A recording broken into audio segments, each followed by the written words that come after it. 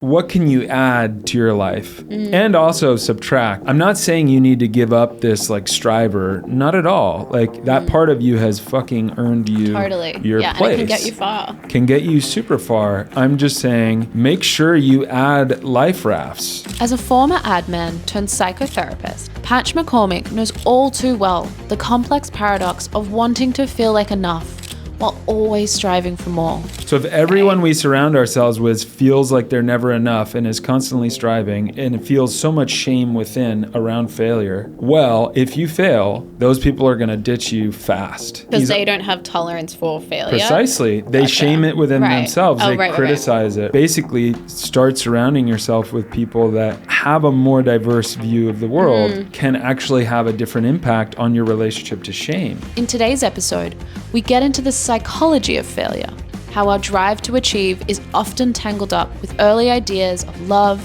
approval, and self-worth, how those patterns shape our relationship to work, and how we can all learn to build our own life rafts before we burn out.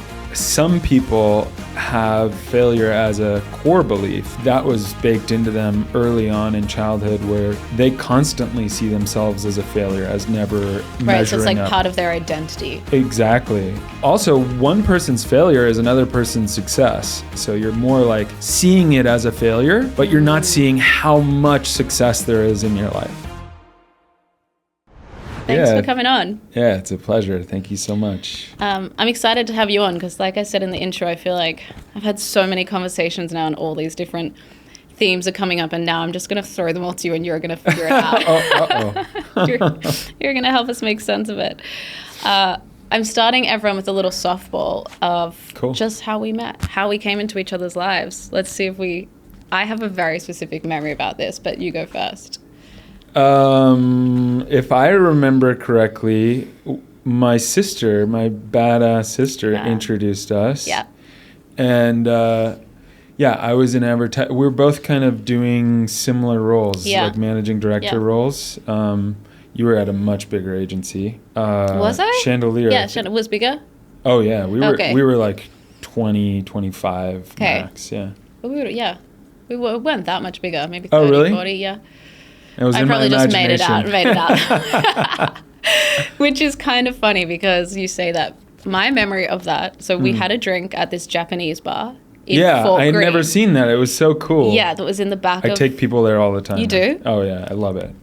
Yeah. I don't think I've been there. Actually, I've been there once after that. I remember we sat at the bar and had a drink in this little Japanese restaurant that was like in the back of a diner in Fort Greene. All I remember from that was how much like we both got there, and I feel like we were both just so stressed and like so crazed about our work.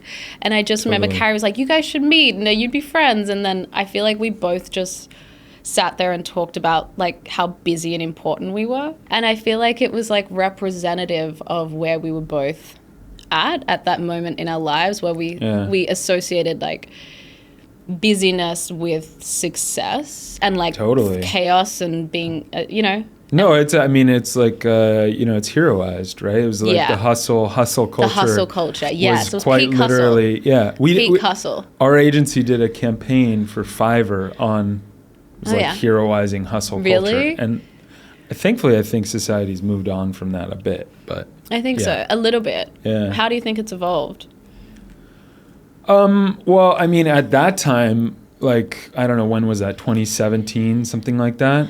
Roughly. It roughly, in my mind, like, therapy wasn't nearly as popular. I also hadn't been to therapy yet. Yeah. Yeah, that's I think true. I'd started recently, but Yeah, and so you just have all your pent-up shit coming out over at drinks with strangers. So yeah, exactly. You just like drink it away, you know? Exactly. Well, like pre us embarrassing ourselves at a bar, tell us a little bit about you. Like, let us get to know you a little bit. Where'd you grow up? What were you like as a kid? And are there any early experiences that shaped your later decisions, like not only to go into advertising, but also therapy in the end? Yeah. So I grew up in LA, and I was a 80s, 90s kid in LA, and where in LA? The place that burned down, what? Pacific Palisades. Oh, yeah, of course. Shit. Sorry. It's okay. We don't even need to talk about it because How are your parents doing? Parents are good. I mean, they're good as you can be. Traumatized for sure, but like, you know, they're moving through it. Okay. But anyways, Palisades of course. A pretty idyllic, like unbelievably idyllic place, and. Yeah, I mean, what shaped like me becoming a therapist from that world? I was honestly, I was a pretty sensitive kid in a really strong, I mean, loving, but also really strong, strict, domineering family. House, yeah. And so I ended up, you know, playing mediator a lot, and also like. You know, fast forward to sophomore year of high school, I took a class on Freud, and I was like, holy shit, like, this is so applicable. Yeah, you were interested in that from the very beginning. Very, and I was dissuaded by, you know, people close to me, like, you can do therapy in any job, and so I followed a more masculine path because I thought I was supposed to, and when you're in that class, like, what drew you to that class? I don't know that I actually like signed up for it, or if it was just like part of my sophomore, which is cool that it would have even been at my high school. Yeah. This was in high school. This was high school. Oh shit, we did not have those classes. I know, right? Yeah, that's cool. Okay. Oh, I also got court-ordered therapy for buying alcohol. Underage, and actually got I had to go to 8 sessions of group therapy, and that was phenomenal. I loved it. But what did I like? I don't know. That backfired. I was learning it backfired. Yeah. I was like learning about like, I don't know, displaced anger and projection, and I was like, oh my God, this is, you know, it's everywhere, right? It's everywhere, yeah. I don't know, that it just felt like the first thing that I was learning that was real life. Wow. Yeah. Wow. What part of that experience did you take into your time as an high-flying ad exec? Well, if you haven't worked in advertising or you don't know what the field is like, it is full of psychology, both in terms of the makeup of the people that are in ad agencies, like highly, highly creative, very big egos, and you know, and then you have account people, which are a different personality subset, and then you have clients. So you're just you're constantly managing personalities, and thankfully, I had a lot of experience managing big personalities growing up in my family. So it was like this made a lot of sense. And then obviously, advertising is you're speaking to consumers and influencing their purchasing behavior. So there's that too. Yeah. Okay, so once you know. Oh God, yeah. I know all too well. You made a pretty radical pivot, right? So you went from obviously like interested in Freud, then going to advertising, and then I mean it's such an amazing pivot from going from being an MD at an agency to then becoming a therapist. Yeah. What was the moment you knew you needed to make a change? So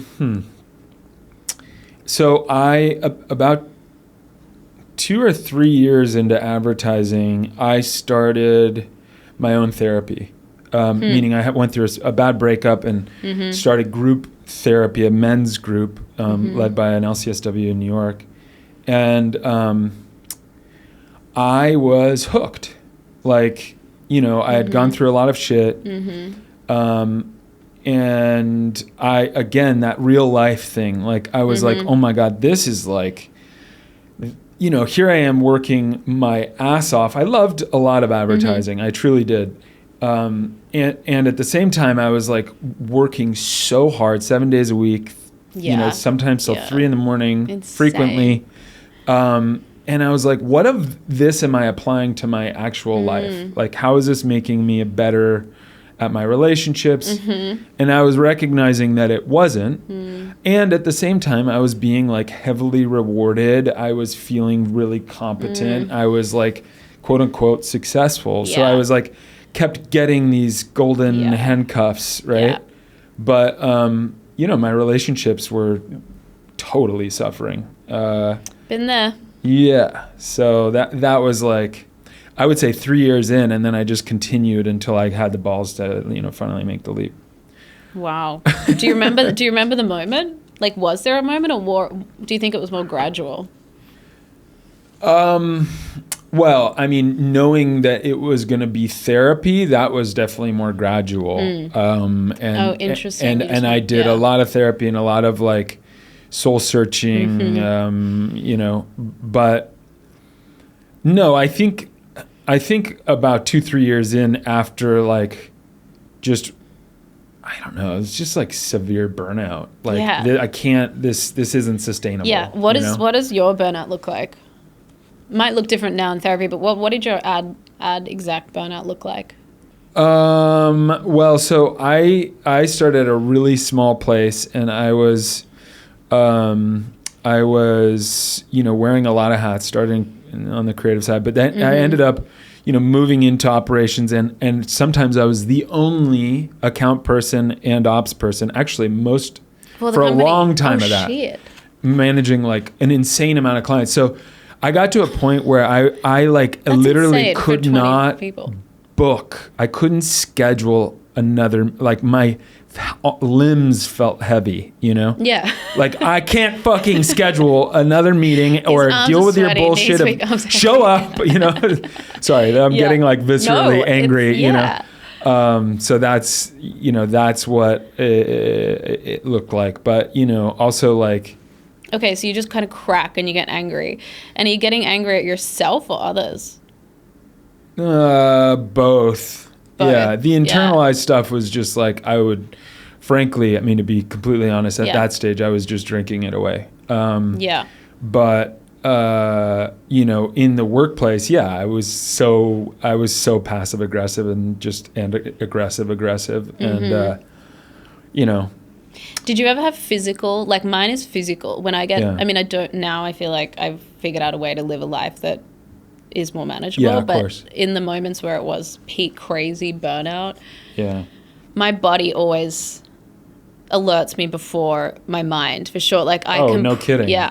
Do you still get burnout now, or you feel like you figured it out now?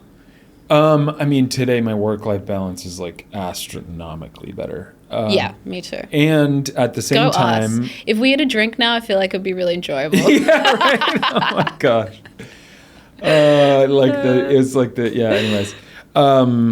Astronomically better. But no, I mean, like, part of this that we'll get to, I'm sure is like, I'm certainly a recovering perfectionist, never enougher. And like, that doesn't, in my mind, like, I think it's important to set expectations that doesn't go away permanently. Like, you're always going to have a relationship with that part. And, I still am striving in a lot of ways and, have major ambitions. Yeah. And sometimes my partner's like, yo, you need to like chill. Yeah, chill. Yeah. Like, but I'm like, you didn't see me 10 years ago. Chill. Like, this is real chill. Yeah. Oh my God, I feel so the same. Yeah, right? I feel like my life is so chill now, like almost like, I'm like, it's feeling too chill, like in a way. I'm like, that's why I'm like, I'm just going to launch a podcast. You know what I mean? Like you need the things. What are some positives you see? From perfectionism? Yeah, from this kind of drive to want to kind of overachieve and push yourself. I guess we're talking about pushing it too far and getting burnt out, but along the way, are there benefits? Oh my God, of course. I mean, for one, it's what our culture, and I was saying less so now, but it's what our culture heroizes. Yeah. You're put on a pedestal if you're grinding and pumping out success, right? So you get heroized. People are proud of you. You get raises. So like, you can better provide for a family. Like, there's major benefits. There's admiration, belonging, all things that we humans are wired for sure. And how do we know when we've pushed it too far? How do we know when to stop? I think that you identified one of the big places, but your body will tell you, right? A lot of my clients, like, again, they don't see anything wrong with it, and they're like, and I have acid reflux and irritable bowel, and like I've grinded my teeth down to like nothing, and my relationships are failing, and and then you actually look, right? You look at the categories of their life, right? This perfectionist. And you recognize, if you rate those on a scale, I actually did this myself in, around that time when we met. And it was work, love, play, and health. And I was looking at those categories, and work was solid, right? And love, abysmal. Play, abysmal. Like, there's nothing like numbers that will actually confront you and tell you, oh my God, I do need to change. Because essentially that's not perfect, right? You're not getting a perfect score. Yeah, you're like just so we're don't clear. Don't delude yourself. Just so we're clear, that's not a good score. Yeah. I mean, or there's the play. I have found the other thing, it's interesting to know the categories. Yeah. It's from that book. I mean, the other people have different categories. Okay. But, the other thing with the play side of it, I don't know if you found this, is like... Yeah. Your play also becomes kind of a weird experience, because your play just becomes around relieving the stress. So you're flying high, you're making all this money, and so like what you can do to play, to go on vacation, to have fun, you can actually do a lot, right? You're vacationing in Europe every summer, you're doing all the things. For sure.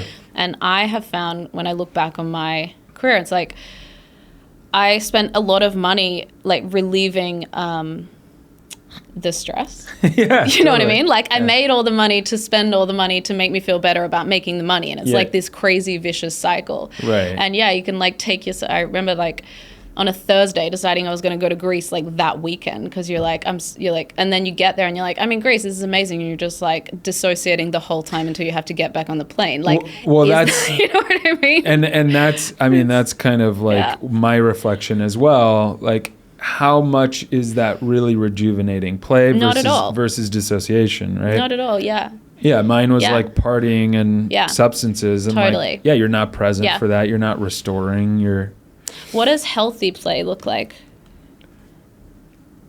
Boxing, like actually getting a massage, taking an art class, like having a 4-hour like chill dinner with your friends, not looking at your phone. You're like, there are parts of you, younger parts of you, that know what you want to be doing, and you will neglect that part. Wait, what do you mean by that? What I mean by that is like, and I would say this especially for someone that's like deep into, obsession around professional success. Like, how much are they actually doing things that they love to do and restore them? And I would assume the majority are not. And if they had to make a list, right, of like things they used to love and don't do anymore, I'm sure that they could come up with a hearty list, right? In their playtime, you mean? In their leisure time? Yeah, exactly. Yeah. Exactly. Yeah. I mean, we're talking about some really crazy times in both of our careers. I'm happy for both. Just so for the record, we've both really grown since then. But how did this really crazy time in your career prepare you to become a therapist? That's cool. I mean, I think on the one hand, I really do understand self-neglect and burnout and, abuse of oneself, workaholism, the business world, failed relationships. I understand basically the gamut of what high achieving, the challenges urban professionals are facing, right? Because totally. I face them all myself. So there's empathy in that, right? I know what it's like. I've been in those shoes. What advice would you give to senior leaders still grinding it out in high pressure creative environments? You know, I think you certainly don't have to blow up everything like I did and make a radical... Yeah, that's good advice. A radical shift. I mean, that was what I needed. And I knew that pretty early for a lot of reasons. And, you know, if you hear some of me in your story, then like maybe that's for you. But at the same time, you know, I think it's additive. Like what can you add to your life and also subtract? But like, I'm not saying you need to give up this like striver, not at all. Like that part of you has fucking earned you your place. And it can get you far. Can get you super far. I'm just saying, make sure you add life rafts. Make sure your play category and your love categories are not getting fully neglected because here's what happens often. You get laid off or you get fired. Yes. Yeah. And you sink into a major depression. Totally, yes. And this was me post-COVID. Right. And you're not alone. Like this is common. And because your entire identity is wrapped up in this career and this job, and like who are you without it? Precisely. And you know, there's a book called I don't want to talk about it, A Covert Legacy of Male Depression. And it's interesting you mentioned that. I'm going to speak to it. Where Terry Real, the author, talks about this, you know, a lot of men actually being covertly depressed and they're just numbing it with workaholism or, you know, addiction or what have you. And then a major, they lose something, right? Like their job or their wife. Or a relationship. Exactly. Yeah. And they sink into a major depression because they were neglecting everything.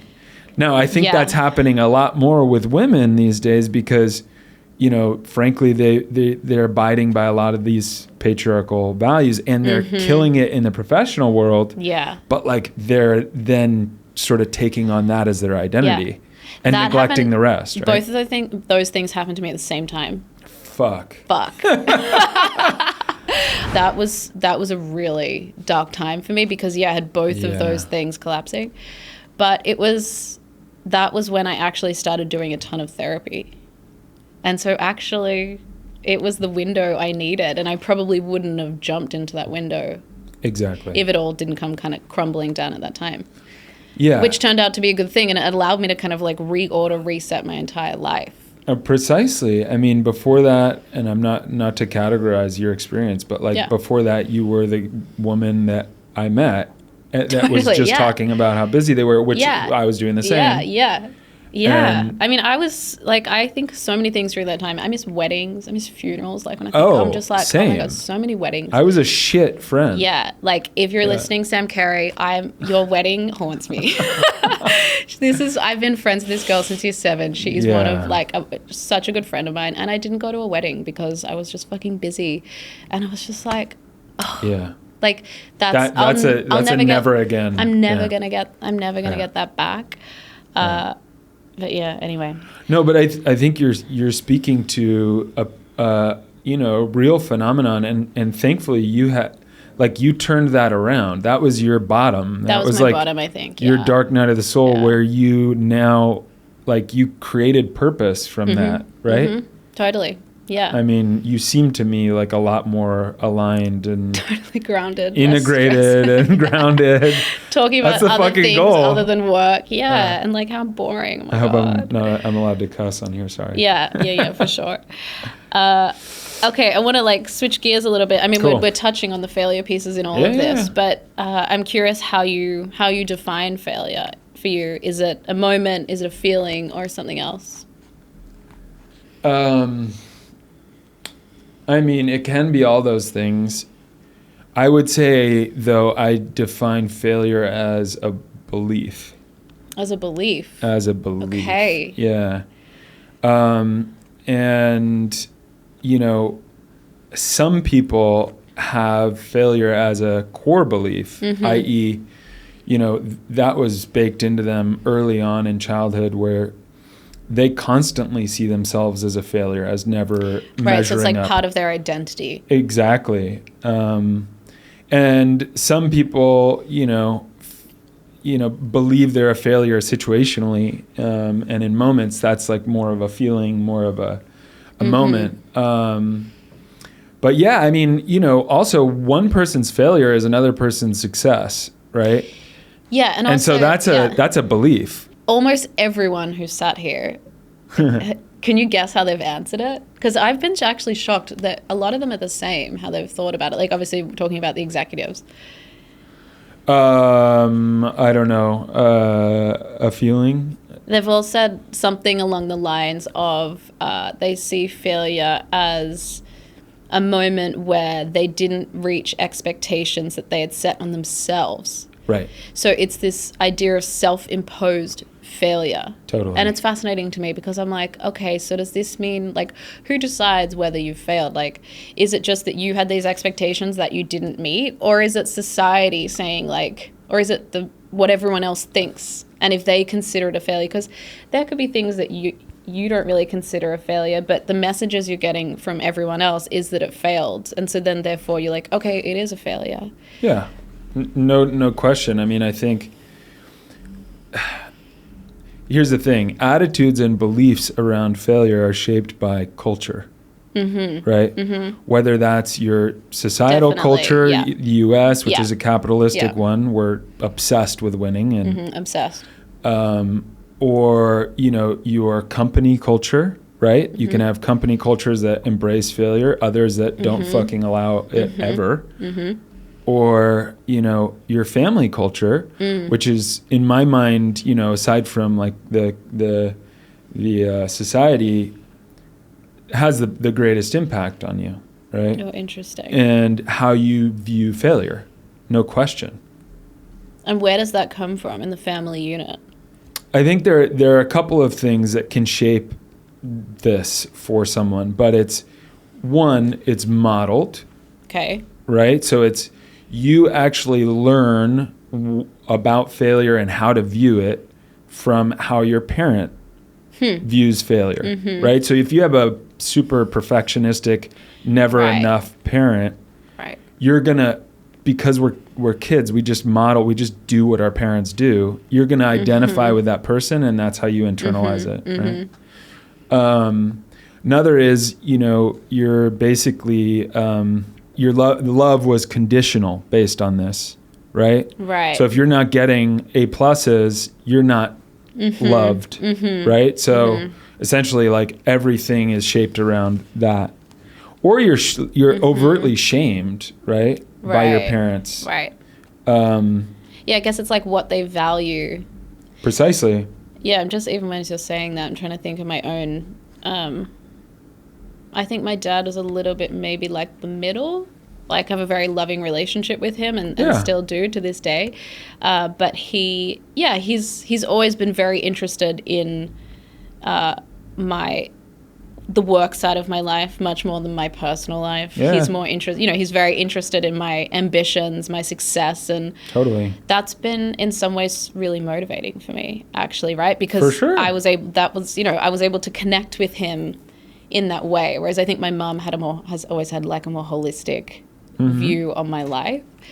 So I'm wondering, like, can that be a positive and a negative in your life? Yeah, no question. And then you also look at, like, the impact, right? Yeah. That's it. Yeah. So I guess it can be motivating until the point where you feel like love is conditional on that.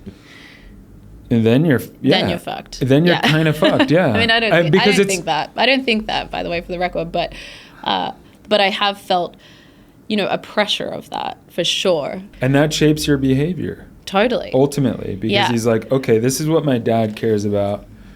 If I align with my dad in terms of identity and I feel his love and safety and I feel like I belong with him, that's our psychobiology.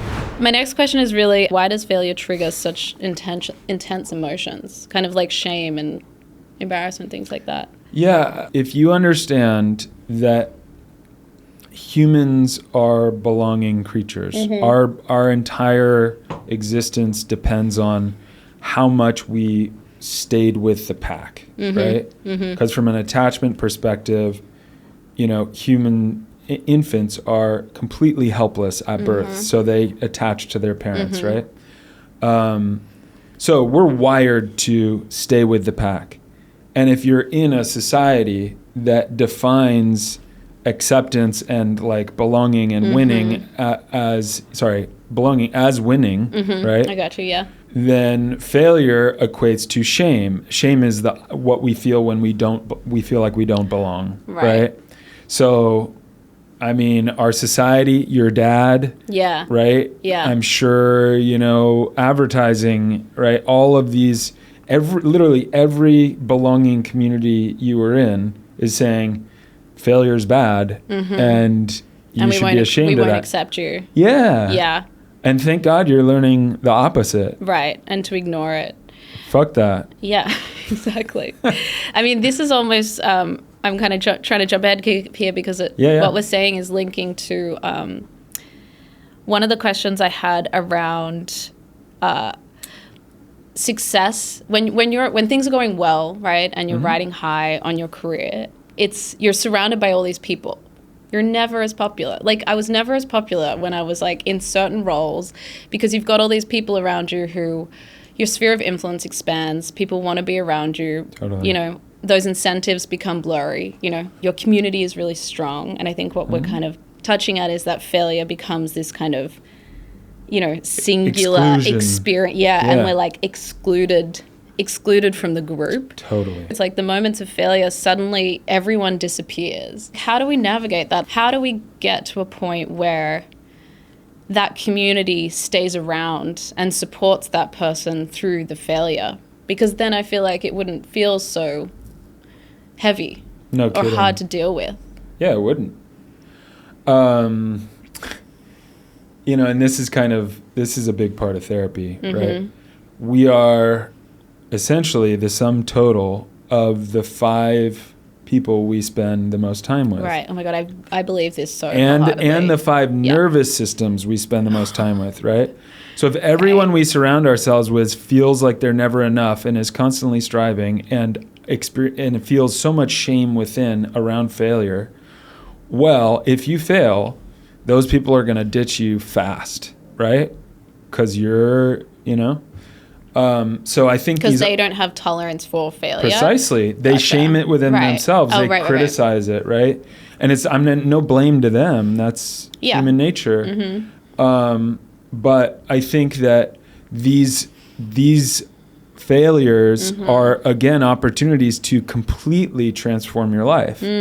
And, basically start surrounding yourself with people that, have a more diverse view of the world and can actually have a different impact on your relationship to shame, right?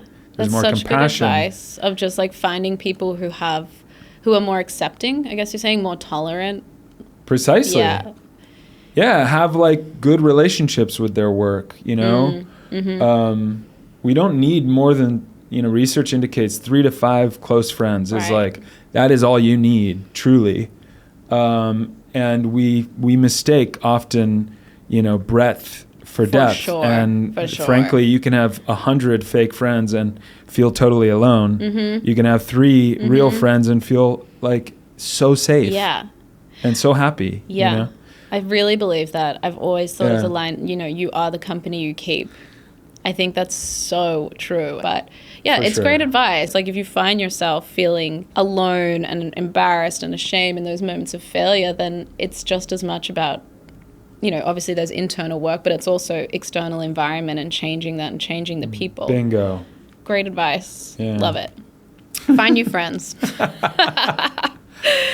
You don't have to blow it all up, but, start slowly, right? Start slowly. Add someone who has a little more compassion. Yeah. I mean, what would that profile look like of that person they're looking for?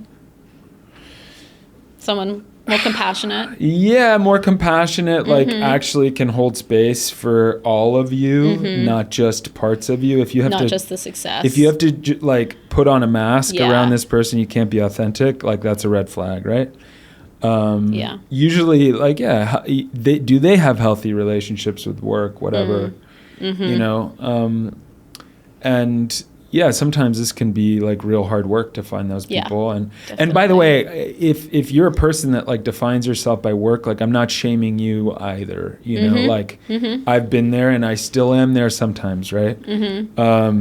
I like what you said before. It's about adding. It's about adding. That's adding. Such good advice. Yeah. You don't need to blow up your life, and your career could be flying, and that's a great thing, and you get a lot of self-worth out of that. Totally. But just add some healthy. I love what you said before about the life rafts. Yeah. Add some healthy life rafts. When I was talking to people about this podcast, I had a couple of people who, they were like, I don't know, because they were like, I think I'm too in it. Like I think I'm too in the failure to come on and like talk about the failure. Totally. Which is true, right? We need distance from it to kind of process. They're in the humility phase, yeah. Yeah, and I'm like, talk to me about that. Like, what's going on with you? And then they would talk to me about what was going on with them. And I was like, in the grand scheme, in the grand scheme of failures, like, I don't know, I look at these people and to me, they had it all. Like, they'd had the career, they've got like the house in New York, the house in the Hamptons, they've got the kids, they've got the wife, the husband, the car, like, they've hit all the markers that we're told to hit and that would seem to be successful. And yet these people felt like a failure. Yeah. And for me, so it kind of, I guess, ties back to similar to talking about at the beginning around like, is it an internal marker? Because this was a great example of me looking at someone being like, you are a roaring success. Like, precisely. What is happening? It's this feeling of like never feeling good enough, right? How do we find peace with that? So this is a thing, as I'm sure the entire audience knows, because they know people like that, or they are that person. Yeah. And it's the same as what I said earlier, which is one person's success is another's failure, right? Yeah. One person's failure is another's success. This is called a thing in schema therapy. It's called never enough is the schema. It's a life trap. Oh, wow. That's a schema? Yeah. A schema is a deep internalized core belief. Okay. That drives a lot of your thinking and a lot of your underlying motivations. It's in your subconscious. So you can't control it. I feel unlovable. I feel unsafe. I feel defective. I feel like a failure. And for failure, it's the failure schema and never enough schema that are like the primary ones. Yeah. And the never enough schema is fucking everywhere in our society, especially in New York. It's like, come on. Yeah. It's everywhere. Yeah, it's everywhere. Yeah. Can you talk a bit about it? Well, so earlier I was saying like you can get these schemas, right, through modeling, right? Through your environment. Your environment, kind of if you're criticized or shamed around it. Early childhood experiences. Yeah. And within the failure schema there's like there is the failure based in reality, right? Like how much of this is actually reality? Like I just lost $1 million. Yeah. That's reality. Okay, that's reality, right? So what can you learn from that, right? How can we kind of look at the whole picture and like reassess and then there's failure that's like it's more a cognitive distortion is what you call it, associated with the schema. So you're more like seeing it as a failure, but you're not seeing how much success there is in your life, right? Oh my God, that's me. Yeah. I mean, not now, but that's me. That's been me in different parts. Totally. I've literally said at different points, I'm like, yeah, it's like, oh my God, I'm a failure. And then you have to have someone else be like, what the fuck are you talking about? Like you just block out like everything and you hyper focus on this one thing, Precisely. Yeah. So those people, and it's the conversation. How do they deal with it? How do they find peace with it? How do they deal with it? Well, I think there's short-term and long-term work here, and you definitely need both, in my opinion. But short-term is kind of behavioral stuff helps, and this is actually in a book called Reinventing Your Life. Okay. That I love. Cool. We'll put it in somehow. Super practical. But one is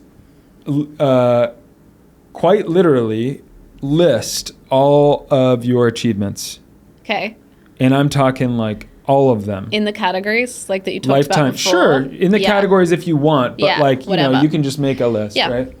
Another really good one that I like is actually send some of your closest people and champions an email asking them, hey, I'm really like trying to discover like my strengths and like how, you know, if I'm feeling like I'm not doing great, can you tell me like how you see me as a success or my strengths?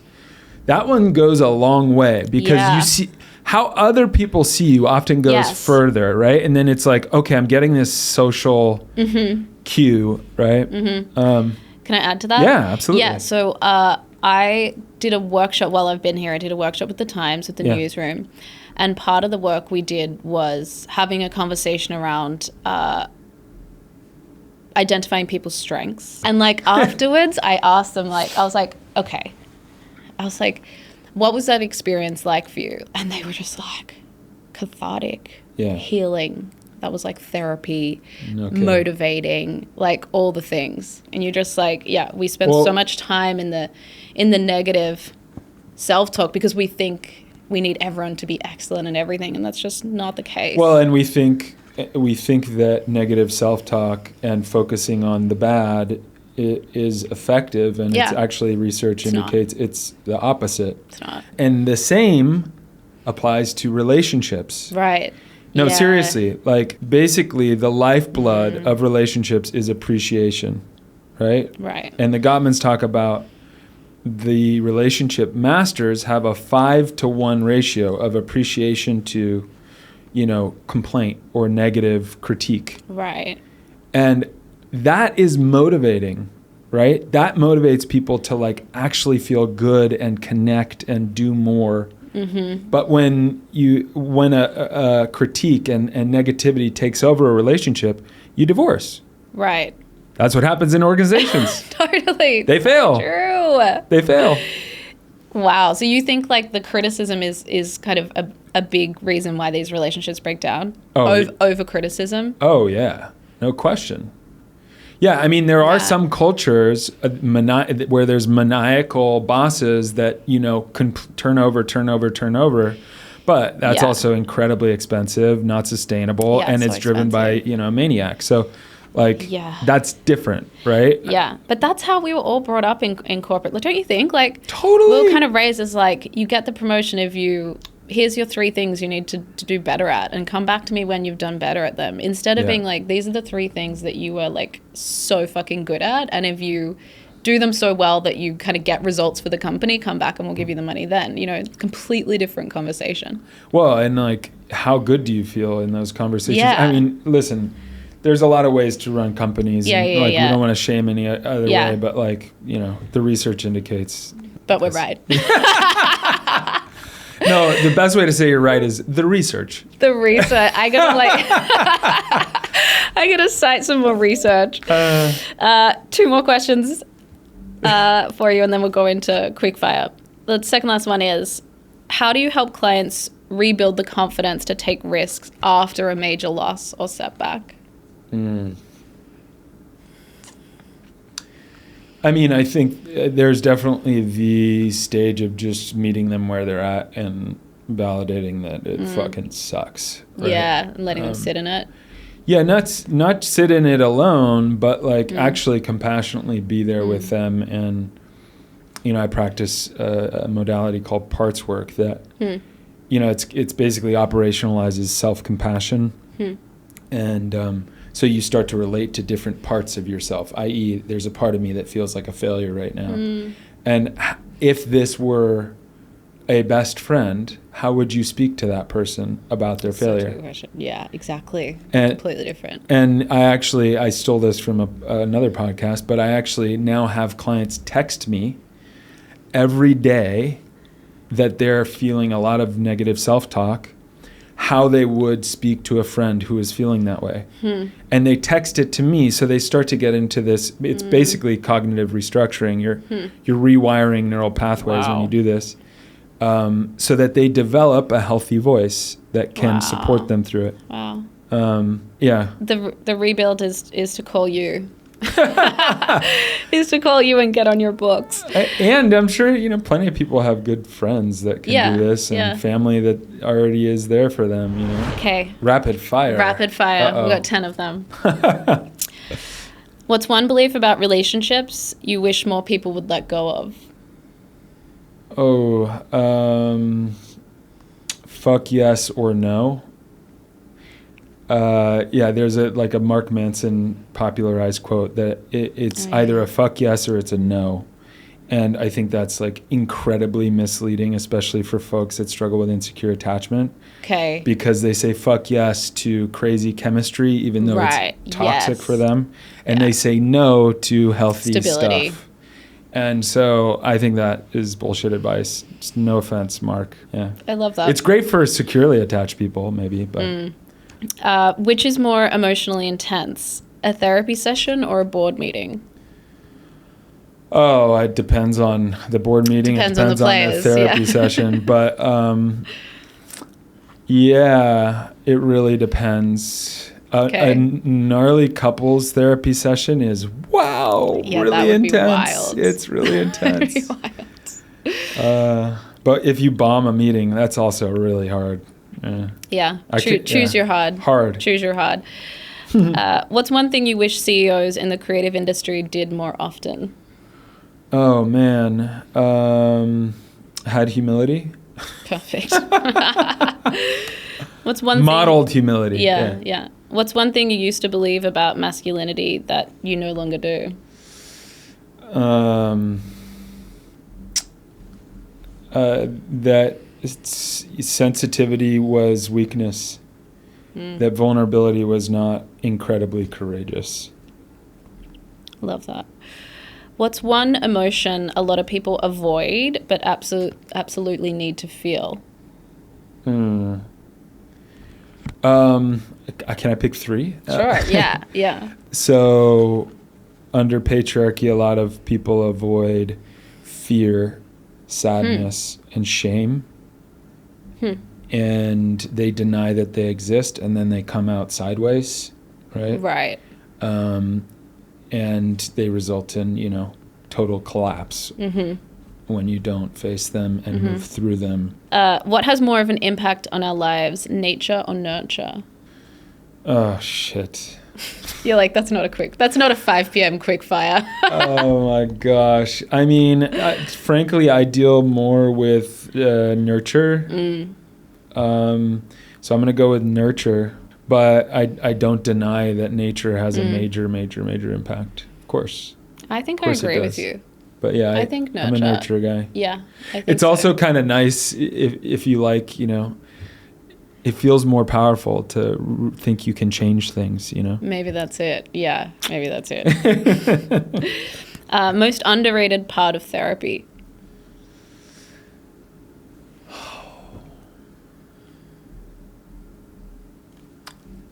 Homework. No, literally doing stuff outside of therapy. No, actually, people don't talk enough about therapy is mostly outside the room, what you do with what you learn. Right. Yeah, for the clients to take on. Yeah. But I would say another big piece that doesn't get talked about enough, and I posted about this recently, is the intangible measure of love. A therapist is you're a love merchant. You are transmitting love in your compassion and care. And people that are in therapy with a good therapist, I think, get that. Right? Definitely. Yeah, it can be life-changing. I mean, it's amazing to be in a job where you are literally changing people's lives for the better. Yeah, and they're changing them too. Yeah. Right? But yeah. Yeah, you're Take helping. the credit. You're helping. You're helping. Trouble with credit. Yeah. What's something you're still working on personally? Ooh, never enough. For sure. That's still a thing I work on. And this book, it talks about okay, what if you were to reduce your performance, how well you're doing on everything by 25%. You're not working 7 days a week, you're working 5 days, right? Or And I think, you know, I've reduced it to that, but I think like, you know, there's a restlessness to me that like wants to keep performing all the time. And, you know, I think I've improved a lot, but that's certainly one. That's a good one. And also my avoidant attachment is still partly there, but I've improved a lot. I'm a lot more secure. Can we change our attachment styles? Again, like these core beliefs, my belief is you can absolutely change it and earn security, but you're always going to have a little bit. That's my personal belief. Maybe I'm not far enough along, but that's my personal belief, yeah. Give us hope. There's also research that supports that. Research. Maybe you were just talking about this, but what's a book that changed how you think about human behavior? Oh my God, so many. I'll name 3. To Sell is Human by Daniel Pink, I think is his name. Okay, I loved that book. Okay. Talks about extrinsic versus intrinsic motivation. Reinventing Your Life. This is the book that I cited a lot here. I absolutely love that one. Sorry, I love big this books, is good. yeah. Are these books that are accessible to like the everyman who's not a therapist? Yes, absolutely. Yeah. Reinventing Your Life is a little more like, oh my God, you're going to actually talk about real shit. So watch out. Yeah. And then 2 more. Can I say 2 more? Yeah, do your thing. Yeah. Designing Your Life. Okay. Oh, is so good. Really? Who's that by? That's by, oh my God, I forget their names. That's right. We'll put it in the show notes. It's really good. It's about career and life change. And then the last one about men and masculinity. So it talks about masculine motivation, behavior, but it's called The Will to Change by Bell Hooks. Okay. That book. Very cool. Fucking all of those books changed my life in some way. Wow. Okay. That's amazing. We'll put them in. If you weren't doing this work, what would you be doing instead? Final question. Oh, man.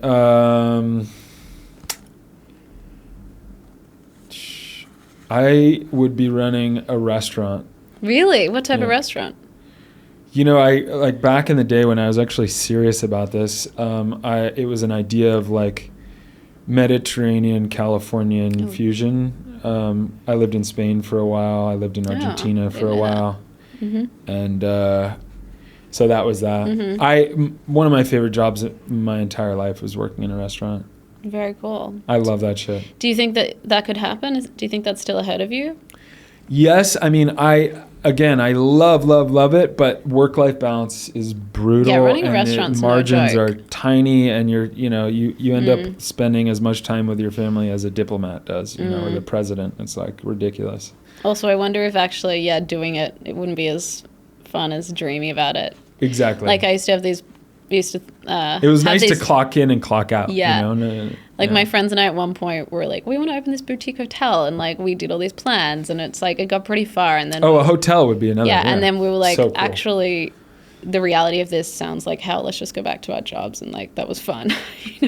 No, but I mean, like I think what you're getting at is what I was getting at, which is you were in a client services role, like you love people. Yeah. You feed off of it. You love performing. Yeah. You love like making people feel good, serving. Happy, yeah. It's like, makes sense. I do that as a therapist, and in a restaurant, you're just kind of more like, it's more social. It's like a more fun version. It is more. It's a little more fun. A little bit more fun. Although couples work can be pretty fun. Individual work can be fun too. Yeah. Group work can be fun. Patch, thank you so much. Yeah. I hope you had fun. I totally did. Okay. Thank you so much for coming. If you liked this episode, please hit the like button and subscribe so you don't miss the next one. While you're at it, please drop a comment and let me know what resonated with you. I'd love to hear your take.